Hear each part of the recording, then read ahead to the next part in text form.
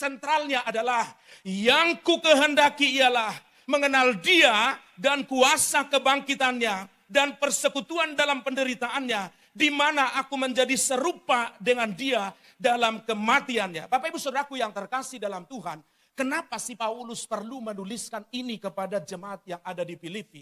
Bukan karena dia kekurangan bahan, Bapak Ibu Saudaraku yang terkasih, tetapi karena ada hal yang sangat penting. Dia sedang memperingatkan jemaat di Filipi untuk supaya apa? Mereka ada di dalam bahaya yang serius. Apa bahaya yang serius itu? Adanya sebuah upaya bahwa orang-orang dipengaruhi pada saat itu bahwa keselamatan itu berdasarkan ritual legalitas agama, melakukan semua rutinitas agama.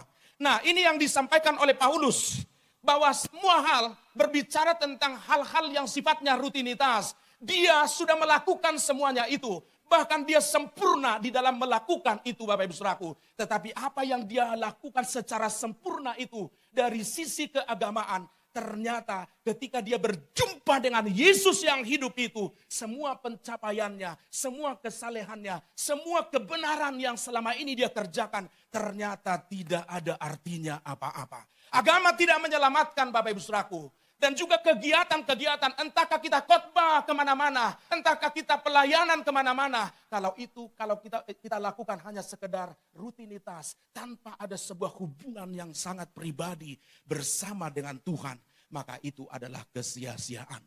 Saya rindu lewat apa yang disampaikan oleh Rasul Paulus pada pagi hari ini. Kita mengalami sebuah perubahan paradigma. Mungkin selama ini engkau hanya datang ke gereja supaya engkau diberkati. Yuk kita berubah, kita mengubah pola pikir kita, mindset kita, supaya kita masuk kepada ini dia.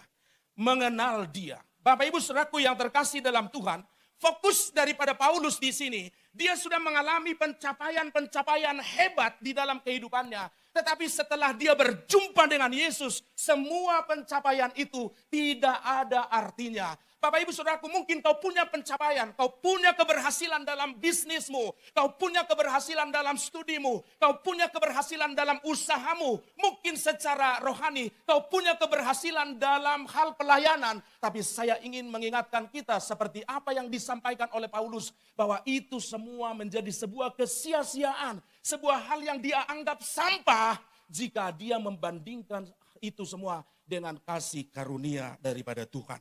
Itu sebabnya dia berkata, yang ku kehendaki ialah mengenal Dia dan kuasa kebangkitannya dan persekutuan dalam penderitaannya, di mana aku menjadi serupa dengan Dia dalam kematiannya. Jadi Bapak Ibu Saudaraku yang terkasih dalam Tuhan, inti iman kita bukanlah sekedar pengetahuan agama, melainkan pengalaman hidup yang nyata dengan Kristus melalui 3 dimensi, yaitu yang pertama kuasa salib, kuasa kebangkitan, dan persekutuan dalam penderitaan.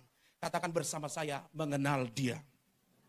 Bapak Ibu Saudaraku yang terkasih dalam Tuhan, sebenarnya ada 3 tingkatan di dalam konteks mengenal ini. Ini mengenal ini adalah tingkatan yang paling dasar di dalam kehidupan kita. Semua orang bisa mengenal atau to knowing. Semua orang bisa mengenal, semua orang bisa tahu Alkitab. Semua orang bisa mempelajari Alkitab dan mereka tahu Alkitab. Bukan cuma orang Kristen. Orang non-Kristen juga belajar Alkitab dan mereka tahu Alkitab. Jangan-jangan orang non-Kristen lebih tahu Alkitab dari kita.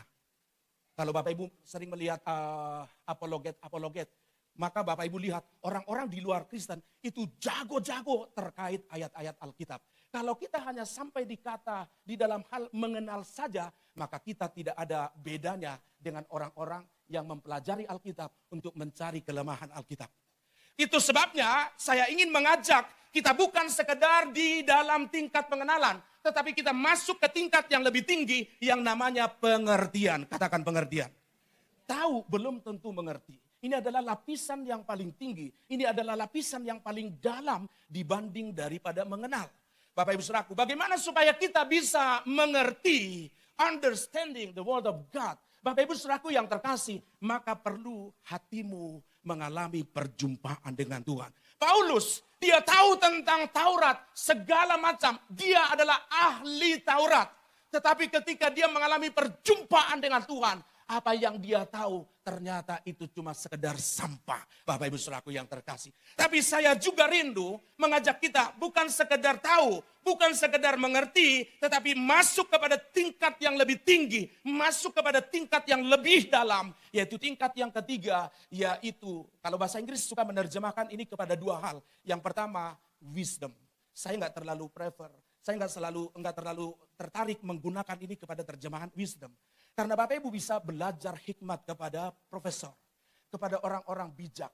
Tetapi yang saya suka dari terjemahan ini adalah menggunakan kata revelations. Karena revelation, pewahyuan itu berasal hanya daripada Tuhan. Ini bicara tentang hubungan kita secara pribadi dengan Tuhan.